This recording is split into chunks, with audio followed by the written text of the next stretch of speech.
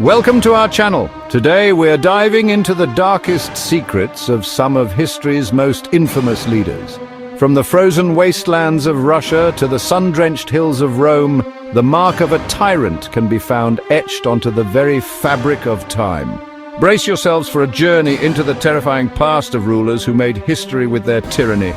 We will unearth the whispers of their deeds and the chilling truth behind their reigns. In the vast expanse of the Russian steppes, a chill wind blows, carrying with it the whispers of a name that still sends shivers down the spines of many. Ivan IV, better known to history as Ivan the Terrible. Born in 1530, Ivan ascended to the throne at the tender age of 3, inheriting a realm riven by power struggles and simmering resentments. His early years, marked by the loss of his parents and the brutal machinations of the boyars, left an indelible mark on the young Tsar, forging within him a heart of iron and a thirst for absolute control. Ivan's reign began with promise, marked by ambitious reforms and military triumphs. He expanded Russia's borders, subjugated the Mongol Khanates, and introduced a new legal code. But beneath the veneer of progress lurked a darkness that would soon consume his reign. In 1565, a turning point arrived, a rupture in Ivan's psyche that plunged Russia into an era of unprecedented terror, the Oprichnina. Convinced of conspiracies and betrayals at every turn, Ivan unleashed his own personal guard, the Oprichniki, upon the land. Dressed in black, they became the embodiment of the Tsar's wrath, a terrifying force that spread fear and death wherever they rode.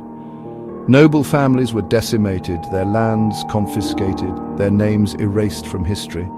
The Oprichnina was not merely a tool of state control, it was an instrument of personal vengeance, a means for Ivan to exorcise his inner demons upon the very soul of Russia. Even within the Kremlin's walls, no one was safe. Ivan's paranoia extended to his own family, culminating in a horrific act that sealed his legacy as a monster. In a fit of rage, fueled by suspicion and madness, Ivan struck his own son and heir, the gentle and pious Ivan Ivanovich, a fatal blow with his pointed staff. The chronicles tell of the Tsar's immediate remorse, his cries of anguish echoing through the palace as he cradled his dying son in his arms. But the deed was done, and the blood of his heir stained Ivan's hands forever. Ivan the Terrible's reign of terror finally ended in 1584. He died while playing chess, a fitting end for a ruler who had always viewed life as a game of power and manipulation. He left behind a nation scarred by his brutality, a land where fear and suspicion lingered long after his death. Ivan the Terrible's legacy is a cautionary tale, a stark reminder that power, unchecked and unbalanced, can corrupt even the most promising of souls. The Oprichnina, with its arbitrary violence and disregard for human life, stands as a chilling precursor to the totalitarian regimes of the 20th century. The echoes of Ivan's reign can be felt even today in the lingering suspicion towards authority that permeates Russian society. From the frozen plains of Russia, we journey south to the sun-drenched hills of Rome, to an empire at its zenith, a city of unparalleled splendor and sophistication. Yet even amidst the marble columns and gilded statues, a darkness stirred, embodied in the figure of Nero Claudius Caesar Augustus Germanicus, the 5th Roman emperor. Born in 37 AD, Nero's early life was a tapestry woven with intrigue, ambition, and the shadow of his infamous mother, Agrippina the Younger. His path to power was paved with the blood of rivals, culminating in the suspicious death of his own stepbrother, Britannicus. In 54 AD, at the age of 17, Nero ascended to the throne, inheriting a vast empire and a legacy he seemed destined to both embrace and destroy. Nero's early reign was marked by a desire to be seen as a benevolent ruler, a patron of the arts, and a champion of the people. He lowered taxes, sponsored grand public works, and even participated in chariot races, much to the delight of the Roman crowds. But beneath this carefully crafted facade, a darker nature lurked, fueled by an insatiable ego and a growing detachment from the realities of rule. The turning point in Nero's reign, the event that would forever tarnish his name and transform him into the embodiment of tyranny, came in the sweltering heat of July 64 AD. A fire, sparked in the merchant shops near the Circus Maximus, quickly engulfed the city. For 6 days and 7 nights Rome burned, the flames consuming homes, temples and monuments in an inferno of unimaginable destruction. Rumors spread like wildfire through the panicked streets. Some whispered that Nero himself had orchestrated the blaze, desiring to clear the way for his grand architectural vision, the Domus Aurea, a sprawling palace complex that would stand as a testament to his power and glory. Others claimed that as the city burned, Nero had callously sung and played his lyre, indifferent to the suffering of his people. Whether Nero played any role in starting the fire remains a subject of historical debate. What is undeniable is the ruthlessness with which he exploited the tragedy to consolidate his power and silence his critics. Scapegoats were sought, and the fledgling Christian community, already viewed with suspicion for their refusal to worship the Roman gods, became the focus of Nero's wrath. Christians were accused of arson, subjected to horrific tortures, and executed in gruesome public spectacles designed to entertain and terrify the populace. They were crucified, sewn into animal skins and thrown to wild beasts, and even coated in tar and set ablaze to illuminate the night, their suffering a grim testament to the depths of Nero's cruelty.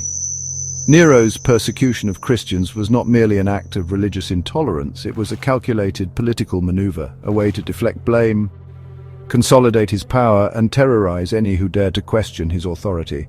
As Nero's reign descended further into tyranny and debauchery, rebellions erupted across the empire.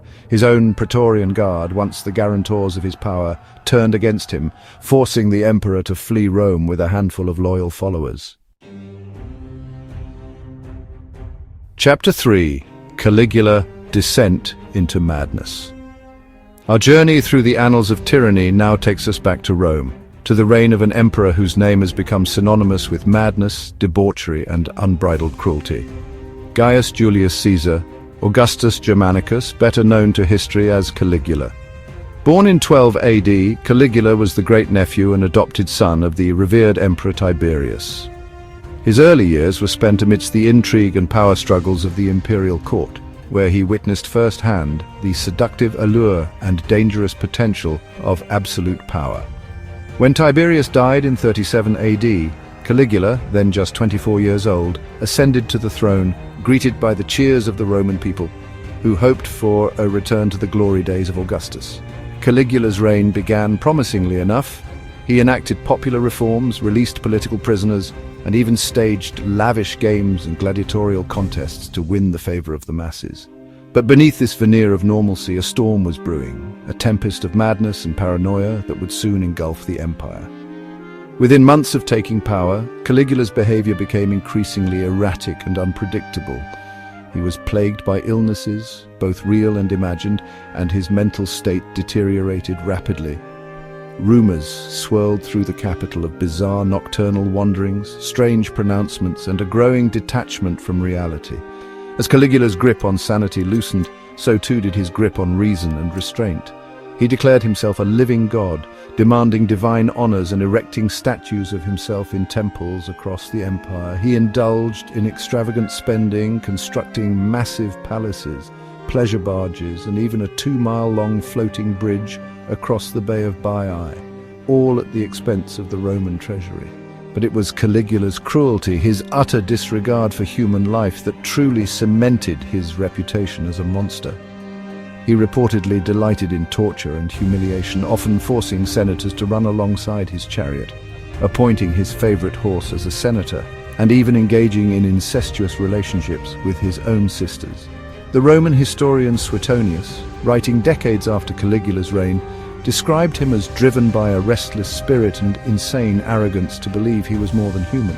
Whether Caligula's actions were the result of genuine madness, a lust for power, or a toxic combination of both, his reign stands as a stark reminder of the dangers of unchecked authority and the thin veneer that separates civilization from barbarity. In 41 AD, after just 4 years of a reign marked by terror and excess, Caligula's excesses finally caught up with him. Thanks for watching. If you enjoyed this video, don't forget to like, comment, and subscribe for more deep dives into history's most fascinating figures. See you next time.